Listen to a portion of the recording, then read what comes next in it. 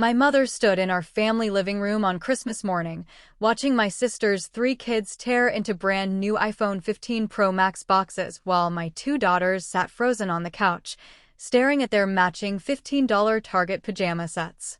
The same woman who'd sent a family-wide text message 3 weeks earlier saying, "Money's tight this year, everyone. Let's keep gifts small and simple. No one spends over $20 per person." My name is Vanessa, and I'm 38 years old. What happened that Christmas morning didn't just ruin the holiday. It exposed a pattern of favoritism that had been destroying my family for decades, and what I did about it changed everything. But before I tell you how I responded, before I explain the message I sent to the family group chat that made my mother block my number and my sister threaten legal action, you need to understand how we got here. If you're watching this right now, drop a comment letting me know where you're viewing from. And if you've ever felt like the forgotten child in your family, the one who always gets less while watching others get more, hit that like button. Subscribe to hear more real stories about family dynamics that might make you see your own relationships differently. 3 weeks before Christmas, my mother Helen had called a mandatory family meeting at her house. My sister Bridget was already there when I arrived, sitting in Mom's kitchen like she owned the place, drinking coffee from the expensive Italian espresso machine Mom had bought her last birthday. "Girls, I need to talk to you about Christmas," Mom began, her voice taking on that serious tone she used when she wanted us to think she was being fair and reasonable. "Your father and I are on a fixed income now. Social Security doesn't go as far as it used to, and with inflation, well, you understand." I nodded, already knowing where this was going. Dad had retired 2 years ago from his job as a plant manager. They weren't wealthy, but they weren't struggling either. They owned their home outright, had 2 paid-off cars, and took a cruise every spring. "So this year, we're doing things differently," Mom continued. "Small gifts only. Nothing over $20 per person. We'll focus on being together, making memories, not on expensive presents." Bridget sighed dramatically. "That's actually perfect, Mom. Trevor just got laid off from the construction company, and money's really tight for us right now." My mother's face immediately softened with concern. "Oh, honey, I didn't know. How are you managing?" "We're making it work," Bridget said, her voice trembling slightly. She'd always been good at playing the victim. But Christmas was going to be really hard for the kids this year. They're used to so much, and I hate disappointing them. I sat there quietly, not mentioning that my husband Marcus had just taken a 15% pay cut at his accounting firm, or that our younger daughter Kennedy needed braces that insurance wouldn't cover, or that our car had needed $2,000 in repairs last month that wiped out our emergency fund. "Well, the kids will understand," Mom said, though her eyes were already showing that soft look she got whenever Bridget played the struggling mother card. "We'll make it special in other ways." That night, I went home and told Marcus about the new Christmas budget. $20 per person, he repeated, doing the math in his head. "That's actually a relief. We can handle that." "Yeah," I agreed, already making a mental list. "I can get Mom that gardening book she wanted, and Dad those specialty coffee beans. For Bridget's kids, maybe some art supplies or books." Marcus pulled me close. This might actually be a nice change. Less stress, more focus on family. I wanted to believe him. I really did. But I'd spent 38 years being my mother's second choice, watching Bridget get more attention, more support, more everything while I was expected to be the responsible one who didn't need help. Some part of me, the part one tried to ignore, already knew Mom's promise of small gifts for everyone wouldn't apply equally. I just didn't know how blatant it would be. Over the next 3 weeks, I carefully shopped for everyone, staying well under the $20 limit. I found a beautiful gardening book for Mom at a used bookstore for $12. I got Dad's favorite dark roast coffee beans on sale for $18. For Bridget's 3 kids, Chloe who's 14, Madison who's 11, and Parker who's 8, I bought nice sketch pads and colored pencil sets, $17 each. For my own daughters, Deanna who's 13 and Kennedy who's 10, I'd saved for months to get them each a Nintendo Switch game they'd been wanting, about $50 each. Not from Grandma, from us. I wanted Christmas morning to still feel special for them. The week before Christmas, the family group chat that Mom had created started lighting up with messages. It was called Henderson Family Love, which always felt ironic to me given how conditional that love seemed to be. Mom, can't wait to see everyone on Christmas morning. Remember, we're doing brunch at 10 a.m. before presents. Keep it simple and casual. Bridget ***, the kids are so excited. We've been talking about how Christmas is about family, not expensive things. They're really learning good values this year. I rolled my eyes at that message. Bridget's kids went to a private school that cost $15,000 per year per child. Mom and Dad had been helping with tuition for the past 3 years, something I only found out about 6 months ago when Dad accidentally mentioned it during a phone call. When I'd asked Mom about it later, she'd gotten defensive. Bridget needed help, Vanessa. Trevor's income is inconsistent. You and Marcus are doing fine. The fact that we were doing fine because we'd worked our tails off, lived below our means, and never asked for handouts didn't seem to matter. The fact that we could have used help too, especially with Kennedy's medical expenses from her chronic asthma, wasn't even considered. Marcus, what should I bring for brunch? Mom, oh Marcus, you're so thoughtful. Just yourselves. I've got everything covered. Bridget, I'm bringing my famous cinnamon rolls. The kids helped me make them. Me, I'll bring a fruit salad. Mom, perfect sweetie. The difference in enthusiasm between Mom's responses to Bridget and her responses to me was subtle, but constant. Bridget was always honey or sweetheart. I was sweetie or just my name. Bridget's contributions were famous or wonderful. Mine were just perfect with an exclamation point that felt obligatory. Marcus noticed it too. Your mom's energy is different with you than with your sister, he'd mentioned more than once. It's like she has to remind herself to be warm with you. 2 days before Christmas, I was wrapping presents in our bedroom when my phone rang. It was Bridget. Hey, can I ask you something? She said, her voice tight. Sure, what's up? Did you already buy gifts for Mom and Dad? Yeah, why? She paused. What did you get them? I felt my guard go up immediately. Bridget never called to chat about gifts unless she wanted to make sure hers were better. Just some small things. The budget was $20, remember? Right. I just wanted to make sure I wasn't overdoing it. Trevor got a bonus from his new job, so we were able to do a little more than we thought. I thought he got laid off? Another pause. He did, but he found something new. It's actually paying better. Anyway, I've got to go. See you Christmas morning. She hung up before I could respond, and I sat there holding my phone, feeling that familiar knot forming in my stomach. Something was off. Bridget only called to fish for information when she was planning something. That night at dinner, I mentioned the call to Marcus.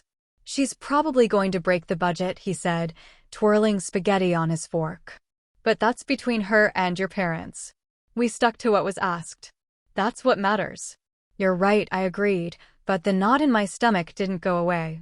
Christmas Eve, I couldn't sleep. I kept thinking about Christmases past, about the pattern I'd tried so hard to ignore. When Bridget graduated high school, Mom and Dad bought her a car. When I graduated, they gave me $500 toward a car and told me to save up the rest.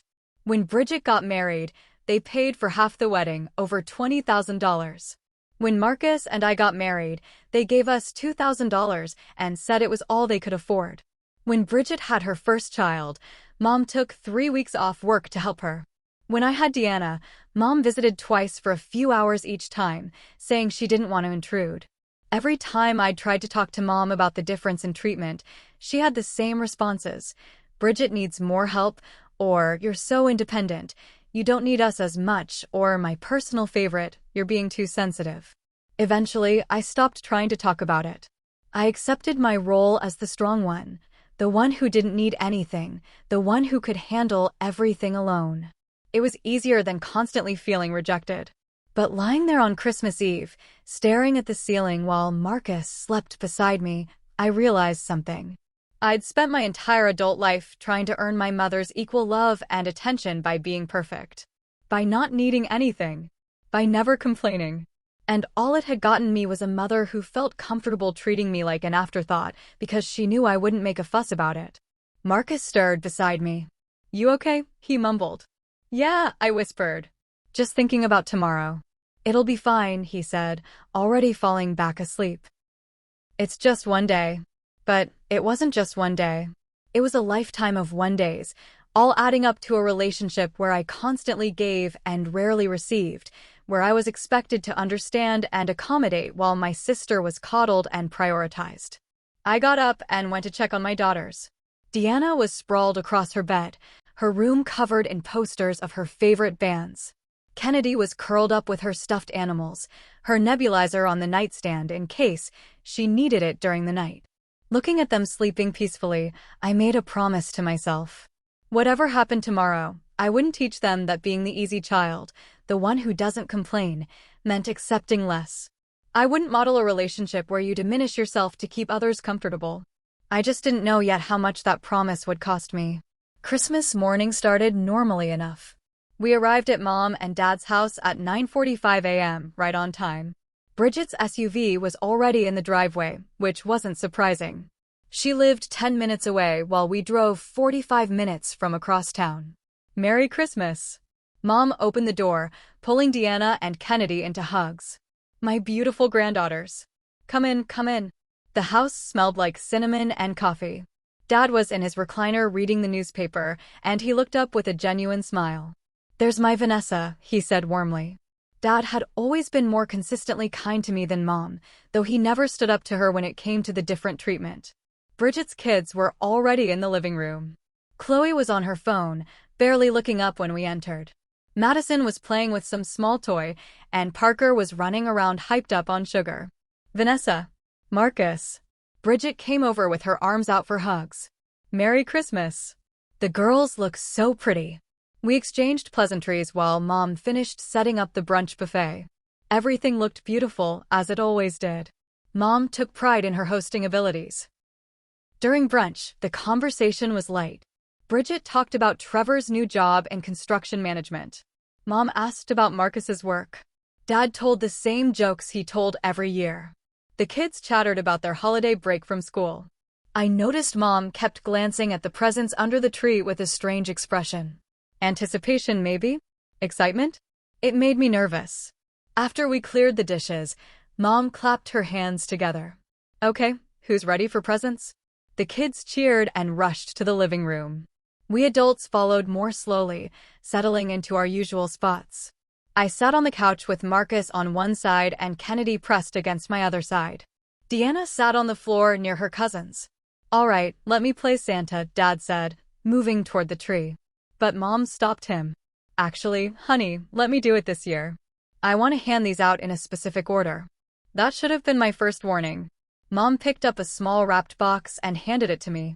Vanessa, sweetie, this is for you. I opened it carefully. Inside was a pair of socks with little Christmas trees on them. The kind you buy in a 3-pack at discount stores. Maybe $5. Thanks, Mom, I said, keeping my voice neutral. These are cute. Marcus got a similar small package. A coffee mug with "World's Okayest Son-in-Law" printed on it. Clearly from the clearance section somewhere. Dad received a package of his favorite cookies from the grocery store bakery, about $6. Then Mom turned to Bridget. Honey, this one's for you. The box was significantly larger. Bridget opened it and gasped. Mom, this is the Kate Spade purse I showed you. I felt my chest tighten. That purse cost at least $300. I knew because I'd seen it at the mall and briefly considered it before remembering I had a budget for adult responsibilities. You said money was tight, I said quietly. Mom waved her hand. I found it on sale. And Bridget's been through so much this year with Trevor's job situation. She deserves something nice. Bridget was crying now. Thank you so much, Mom. I can't believe you did this. Of course, honey. You're my baby girl. The phrase hit me like a slap. I was her baby girl too. Or I was supposed to be. But it got worse. So much worse. Okay, kids, Mom said, her voice bright with excitement. Time for the special presents. She reached behind the tree and pulled out 3 large boxes. Apple logos clearly visible. My stomach dropped. Chloe, Madison, Parker, these are for you. Bridget's kids started screaming before they even opened the boxes. They knew what they were. We all did. No way. No way. Chloe was jumping up and down. Grandma, are these really? iPhone 15 Pro Max, Mom confirmed, beaming. One for each of you. Your grandma and grandpa wanted you to have the best. I looked at Marcus. His jaw was clenched, and his hand found mine, squeezing tight. Deanna and Kennedy sat frozen, watching their cousins celebrate. Kennedy's lower lip was trembling. Wow, Mom, I said, my voice shaking. Those phones cost over $1,000 each. You said we were keeping it under $20 per person. Well, the kids are different, Mom said, not quite meeting my eyes. And like I said, they've had a hard year. Vanessa, don't start, Bridget said sharply. It's Christmas. Can you just be happy for my kids? I am happy for them, I said slowly. I'm just confused about the budget we all agreed to follow. The budget was for adults, Mom said dismissively. We wanted to do something special for the grandkids. All the grandkids? Marcus asked, his voice dangerously quiet. Or just 3 of them? The room went silent. Even the kids stopped celebrating, sensing the tension. Mom's face flushed. Deanna and Kennedy got their pajamas. Those are nice pajamas. From Target, I said. That cost $15 each. While their cousins got $1,000 phones. Vanessa, you're making a scene, Dad said from his recliner. It's Christmas. Let it go. But I couldn't let it go. Not this time. Not when my daughters were sitting there, trying not to cry, watching their cousins get gifts worth 70 times more than what they received. No, I said, standing up. I'm not letting this go. You lied to me, Mom. You lied to all of us about keeping things simple and equal, and then you did this. We didn't lie, Mom said defensively. We said we were keeping adult gifts small. We never said anything about the grandkids. That's not true, and you know it, I said, my voice rising. You said everyone. You said, let's keep gifts small and simple. You made me feel guilty for even considering spending more. Bridget stood up too. Oh my God, Vanessa. You're really going to ruin Christmas over this? Are you that jealous of my kids? This isn't about jealousy, I said, looking at my sister. This is about our mother promising one thing and doing another. This is about my daughters being treated like they matter less than yours. Your daughters are fine, Bridget snapped. Stop playing the victim. Not everything is about you. You're right, I said, feeling tears start to fall. Nothing is ever about me. That's the problem. Mom's eyes were cold now. If you can't be grateful for what you received and happy for your nieces and nephew, maybe you should leave. I looked at my mother, really looked at her, and saw the truth I'd been avoiding my whole life. She didn't just favor Bridget. She genuinely didn't see the problem with what she'd done. In her mind, I was being difficult and ungrateful, while Bridget was the one who deserved sympathy and support. Come on, girls, I said quietly. Get your coats. We're going home. The car ride home was silent except for Kennedy's quiet crying in the back seat. Deanna sat rigid, staring out the window, her jaw set in a way that reminded me of myself at her age, learning to swallow disappointment. I'm sorry, I finally said, glancing in the rearview mirror. I'm so sorry you had to see that. Why does Grandma like them more than us? Kennedy asked, her voice small and broken. The question stabbed through me. It's not about liking them more, baby. It's complicated. It doesn't seem complicated, Deanna said, her voice hard. She bought them $1,000 phones and gave us pajamas. That's not complicated. That's just mean. Marcus reached over and squeezed my hand. Your grandmother has her own issues, he said carefully. But that doesn't mean you girls did anything wrong or that you're not valued. You're Mom, and I value you more than anything in the world. Then why didn't you say something earlier? Deanna turned to look at me. Why did you let her treat you like that your whole life? Her words hit harder than anything Mom had said. Because she was right. I had let it happen. Year after year, I'd accepted less, made excuses, convinced myself it didn't matter. You're right, I admit it. I should have stood up for myself a long time ago. But I'm standing up now. When we got home, I sent Marcus and the girls inside and sat in the car with my phone. My hands shook as I opened the family group chat. I started typing. I need to say something that's been building for 38 years. What happened today was wrong. Mom, you told everyone we were keeping gifts under $20. You made a point of saying money was tight and we needed to keep things simple and equal. Then you gave Bridget a designer purse worth hundreds of dollars and gave her kids iPhone 15s worth over $3,000 combined, while my daughters got $15 pajamas from Target. That's not a small difference. That's not forgetting. That's deliberate favoritism, and it needs to be called what it is. I paused, reading it over.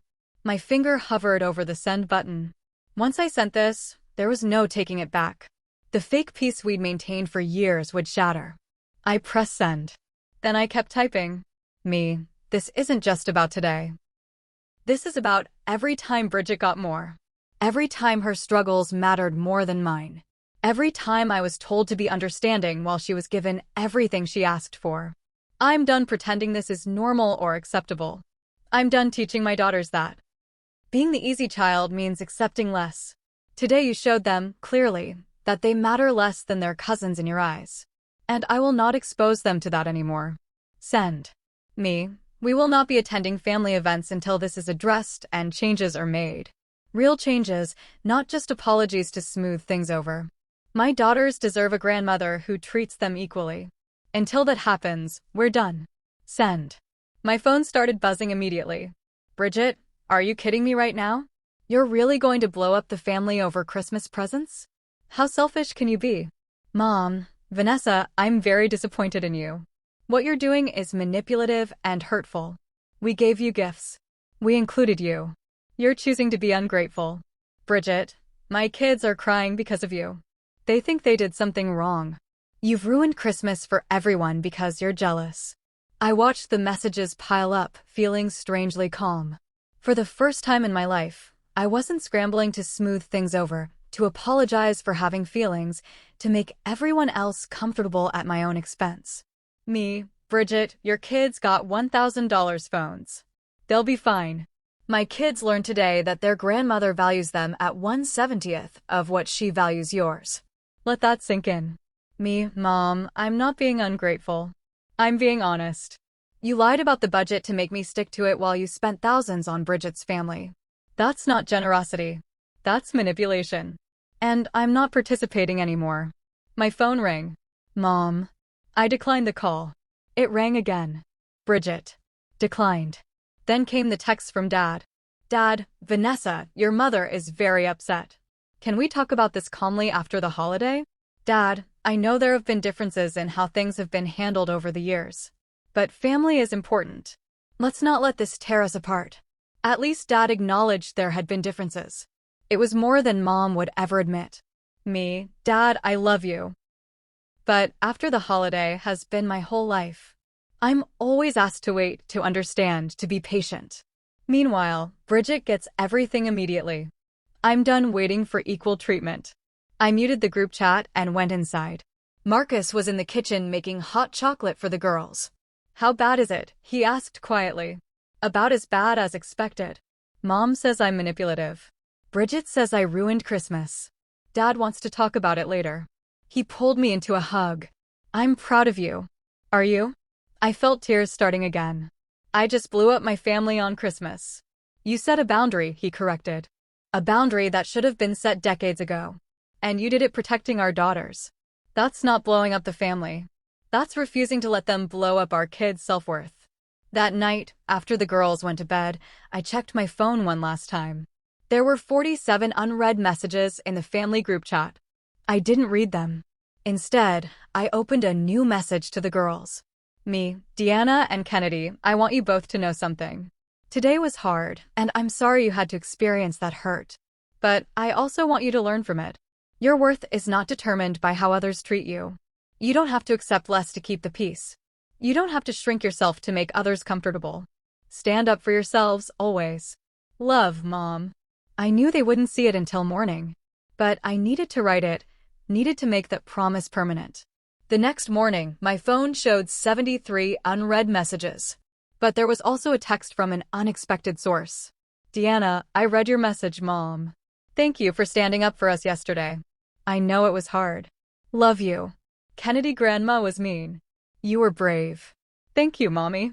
I sat in bed crying, but this time they were different tears. Not tears of hurt or shame, but tears of relief. My daughters understood. They saw what had happened, and they saw me finally fight back. The week after Christmas felt like walking through a minefield.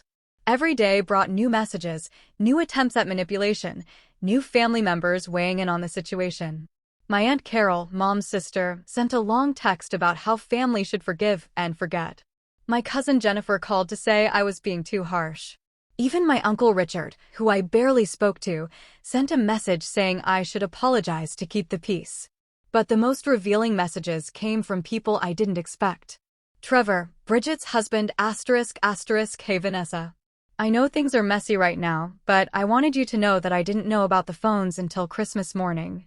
Bridget told me your mom was handling the kids' gifts. For what it's worth, I thought the difference was messed up too. Don't tell Bridget I said that. I stared at that message for a long time. Trevor and I had never been particularly close, but his honesty meant something. Me, thanks for telling me, Trevor. I appreciate it. Trevor, your girls are great kids. They deserved better than that. Then came a message that completely floored me. Dad, can you meet me for coffee? Just you and me. No Mom, no Bridget. I want to talk. I agreed, curious about what he wanted to say without Mom there to manage the narrative. We met at a diner halfway between our houses 2 days later. Dad looked tired, older than I remembered. He ordered coffee and pie, sliding into the booth across from me with a heavy sigh. Your mother isn't happy with me for meeting you, he started. But there are things that need to be said, and I've stayed quiet too long. I waited, hardly breathing. You're right, he said simply. About all of it. The favoritism, the different treatment, the lies about the budget. You're right, and you've always been right. Tears sprang to my eyes immediately. In 38 years, this was the first time a parent had validated my experience. Then why? I asked, my voice breaking. Why did you let it happen? Dad ran his hand over his face. Because it was easier. Because your mother has always been strong-willed, and Bridget learned to work that to her advantage. And because he looked at me with sad eyes, you were always so capable. So independent. You never seemed to need us the way Bridget did. I needed you, I whispered. I just learned not to ask because asking meant being disappointed. I know, he said quietly. And I'm sorry. I'm sorry I took the easy path. I'm sorry I let your mother's favoritism continue unchecked. I'm sorry I didn't protect you the way a father should. We sat in silence for a moment, the weight of decades of unspoken hurt hanging between us. What happens now? I asked finally. I don't know, he admitted. Your mother is convinced you're overreacting. Bridget is playing the victim, saying you attacked her kids. They've created this whole narrative where you're the problem. And what do you think? I think you finally did what you should have done years ago. I think you're protecting your daughters from the same treatment you endured. And I think you're braver than I ever was. He reached across the table and took my hand.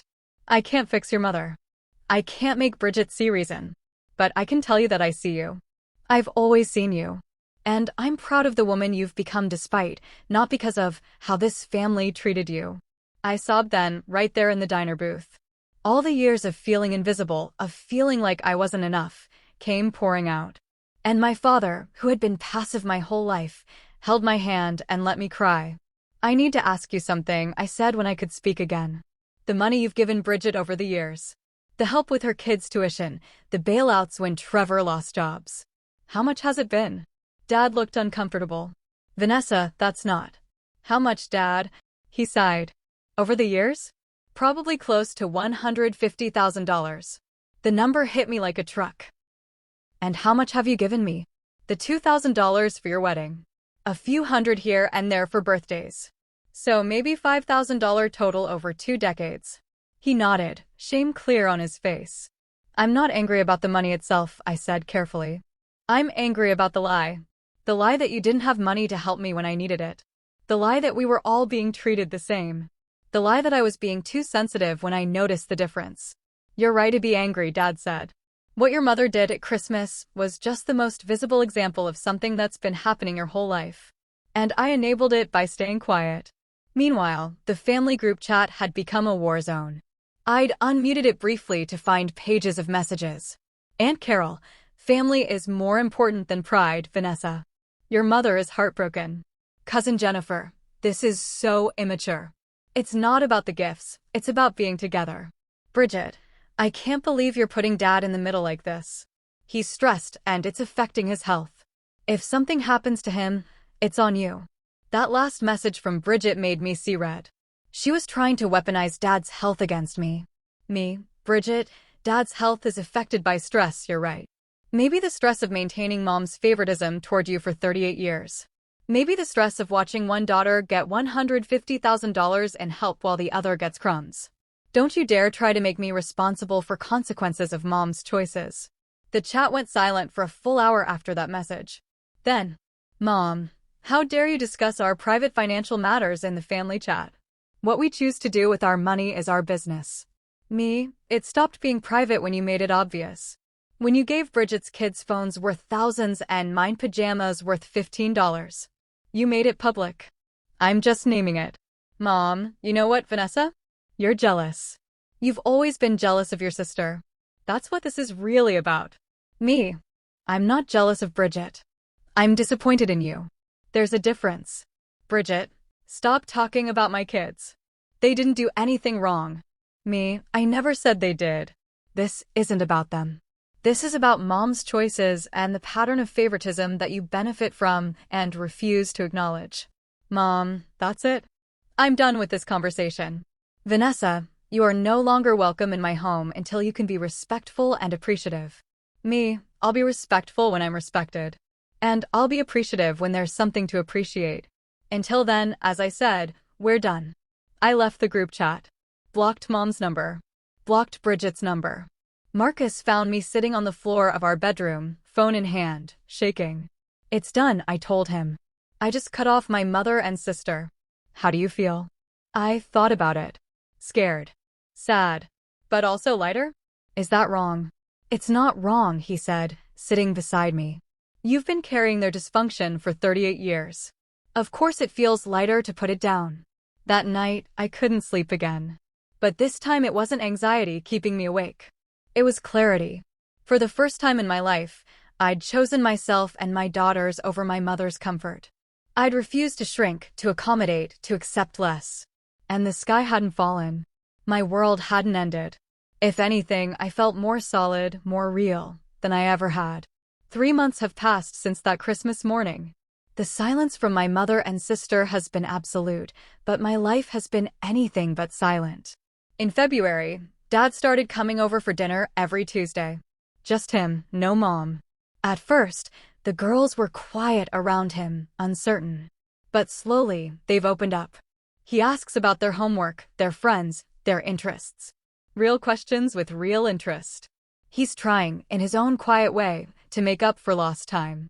Why doesn't Grandma come? Kennedy asked one Tuesday evening. Dad set down his fork carefully.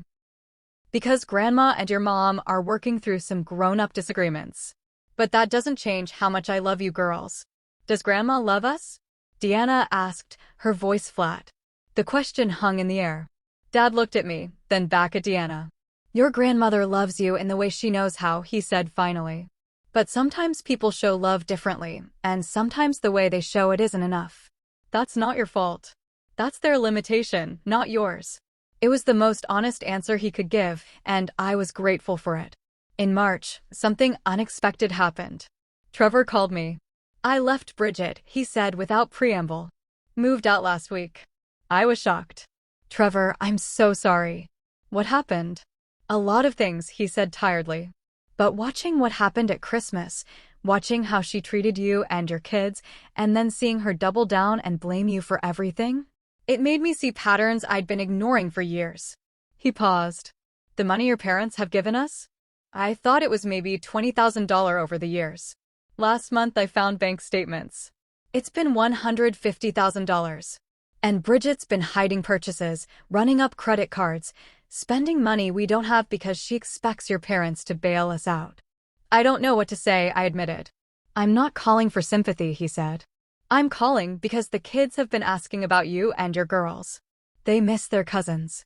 And I was wondering if maybe, sometime, we could do something together? Just us, not Bridget or your mom. My first instinct was to say no, to protect my daughters from any more disappointment. But then I thought about Chloe, Madison, and Parker. They were kids. They didn't choose their mother's behavior any more than I had chosen mine. Let me talk to the girls, I told him. If they're comfortable with it, we can try. When I brought it up at dinner that night, both girls surprised me. I miss Parker, Kennedy admitted. He's annoying but funny. Madison used to be nice before she started acting like Aunt Bridget, Deanna added. Maybe without Aunt Bridget around, she'll be nice again. We arranged a meetup at a local park 2 weeks later. It was awkward at first, everyone unsure of what to say. But kids are resilient. Within 20 minutes, they were playing together like nothing had happened. Trevor pulled me aside while the kids were on the swings. They've been asking why Grandma gives them expensive things but not your girls. Madison especially. She said it didn't seem fair. What did you tell them? The truth in kid terms. That sometimes adults make choices that aren't fair, and it's not anyone's fault except the adults who made those choices. Watching the 5 kids play together, I felt something settle in my chest. This was what family could be when it wasn't poisoned by favoritism and competition. In April, I got a long letter from Aunt Carol. Not a text, an actual handwritten letter. Vanessa, I owe you an apology. After seeing how your mother has responded to your boundary setting, and after learning more about the financial disparity between how she's treated you and Bridget, I realize I was wrong to ask you to keep the peace. You weren't disrupting peace. You were refusing to participate in dysfunction. There's a difference, and I'm sorry it took me this long to see it. Your mother is my sister and I love her, but that doesn't mean I have to agree with her choices. What she did was wrong. I'm proud of you for standing up for yourself and your daughters. I cried when I read it. Validation from unexpected places felt like water in a desert. But the most important changes have been in my own home. Deanna has been more open, more confident. In therapy, which we started in January, she admitted she'd always felt like she had to be perfect to earn her grandmother's love. But I was perfect, she told her therapist. Perfect grades, perfect behavior, perfect everything. And it still wasn't enough. So I figured there was something wrong with me. Hearing those words broke my heart. She'd learned the same lesson I had, that your best would never be enough for people determined to give more to someone else. There's nothing wrong with you, I told her fiercely. Grandma's inability to love us equally is her failure, not yours. Kennedy, for her part, has been asking deeper questions about family, fairness, and love. Last week, she asked me something that showed how much she's processing. Mom, if Grandma changes her mind and wants to be fair now, will you let her see us again? I thought carefully before answering. If Grandma genuinely understands what she did wrong, takes real responsibility, and makes lasting changes, then yes. But right now, she doesn't think she did anything wrong. She thinks I'm the problem. So until that changes, we're protecting ourselves. What if it never changes? Kennedy asked quietly. Then we keep living our lives, being kind to each other, and knowing that we're enough just as we are. We don't need someone's approval to be valuable. Marcus has been my rock through all of this. One night in late April, after the girls had gone to bed, he pulled me onto the couch and just held me. I'm proud of you, he said for probably the 100th time since Christmas. But I also want to make sure you're okay. Really okay. I am, I said, and meant it. Some days are harder than others. Some days I miss having a mom, even though the mom I had wasn't really what I needed. But mostly I feel free. Free how? Free from trying to earn something that was never going to be given fairly. Free from watching my daughters learn to accept less. Free from pretending everything was fine when it wasn't. He kissed my forehead. The girls are learning something important from you. They're learning that it's okay to have boundaries. That you don't have to tolerate mistreatment just because it's from family. Last week, something interesting happened at Kennedy's school. She came home and told me about a situation with a friend who kept borrowing her art supplies but never sharing her own. So I told her that it wasn't fair, Kennedy said proudly. I told her that friendship means both people give, not just one person always giving and the other person always taking. And you know what? She actually apologized and brought me some of her fancy markers the next day. I hugged her tight. I'm so proud of you for standing up for yourself. I learned from you, Mom, she said simply. That's when I knew, despite all the pain and loss, I'd made the right choice. My daughters were learning to value themselves. They were learning that love shouldn't cost you your self-respect. Yesterday, I got a message from a number I didn't recognize. Unknown, this is Chloe. Uncle Trevor gave me your number. I just wanted to say I'm sorry about Christmas. I didn't know what was happening until later. Madison and I talked about it. It wasn't fair what Grandma did. I hope someday we can all hang out again, like we used to. Well, better than we used to. I stared at that message for a long time. Chloe was 14, old enough to recognize unfairness, old enough to reach out on her own. Me, thank you for reaching out, Chloe. That means a lot. You and your siblings are always welcome in our lives. None of this was your fault. You're good kids, and I'm glad you're my nieces and nephew. Chloe, can I ask you something? Me, of course. Chloe, did Grandma always treat you different than my mom? Me, yes. For as long as I can remember. Chloe, that really sucks. I'm sorry. Such simple words from a teenager, but they carried more genuine empathy than anything my mother had ever said. Me, thank you, sweetheart. How are you doing with everything? Chloe, it's weird.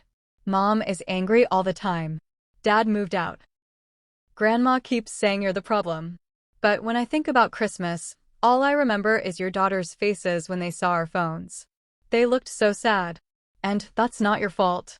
That's Grandma's fault. Me, you. A very perceptive young woman, Chloe. Chloe, I just don't want to be like Mom when I grow up. She never thinks anything is her fault. Reading that message, I felt sad for Bridget. Her own daughter was seeing through the patterns, recognizing the dysfunction. But I also felt hopeful. Another generation was breaking the cycle. This morning, I took the girls to breakfast at their favorite pancake place. As we sat in the booth, syrup sticky on our fingers, Kennedy said something that made me realize how far we'd all come. Mom, I'm glad we don't go to Grandma's house anymore. I set down my fork. Really? Why?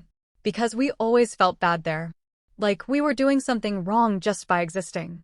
But we weren't doing anything wrong. Grandma just made us feel that way. Deanna nodded. It's better now. Dad's grandma visits sometimes, and she treats us nice. Uncle Trevor and the cousins hang out with us. We have people who actually want us around. She was right. In cutting off the relationships that diminished us, we'd made room for relationships that celebrated us. Marcus's mother had been coming around more, thrilled to have more time with the girls. Trevor brought the kids over every other weekend. We'd even connected with some family friends who'd heard about the situation and reached out with support. Our family had gotten smaller, but stronger. More genuine. More honest. I want you both to know something I told my daughters, looking at each of them seriously. What I did at Christmas, standing up to Grandma, that wasn't easy. And the consequences weren't easy either. We lost relationships that I thought would last forever. But you also gained your self-respect, Deanna said quietly, repeating something I'd told her in therapy weeks ago. Exactly. And I want you to remember this as you grow up. Family is important. Love is important. But not at the cost of your self-worth. Not at the cost of accepting mistreatment. Real love doesn't ask you to be small. Real love doesn't play favorites. Real love doesn't lie to you about budgets and then humiliate you in front of everyone. Kennedy reached across the table and took my hand. You're a good mom. I'm trying to be, I said, tears in my eyes. I'm trying to be the mom I needed when I was your age. As we left the restaurant, I checked my phone one last time. There was a message from Dad. Dad ***, Helen asked me to tell you that if you apologize, you can come to Easter dinner. I told her that you have nothing to apologize for and that I'll be having Easter dinner with you and the girls at your house instead. She's not happy with me, but I'm done choosing her comfort over your dignity. See you Sunday. I'll bring the ham. I read the message 3 times, hardly believing it. My father, who had been passive my entire life, who had always taken the path of least resistance, was finally choosing me. Not just with words, but with actions. That night, as I tucked Kennedy into bed, she asked me one more question. Mom, do you think Grandma will ever understand what she did wrong? I thought about it honestly. I don't know, baby. Sometimes people are so convinced they're right that they can't see the truth, even when it's right in front of them. But whether she understands or not doesn't change what we know. We know our worth. We know we deserve to be treated fairly. And we know that we have each other. That's enough, Kennedy said, snuggling into her pillow. We're enough. We absolutely are, I agreed, kissing her forehead. As I walked out of her room, I thought about everything that had changed since that Christmas morning 3 months ago. I'd lost my mother, at least temporarily. I'd lost my sister, probably permanently. I'd lost the illusion of a happy, functional family. But I'd gained something more valuable. I'd gained my voice. I'd gained my boundaries. I'd gained the ability to look my daughters in the eye and model what self-respect actually looks like. Would I have chosen this path if I'd known how painful it would be? Honestly, I don't know. But standing here now, on the other side of the hardest decision I'd ever made, I wouldn't go back. Because my daughters are learning that they're enough.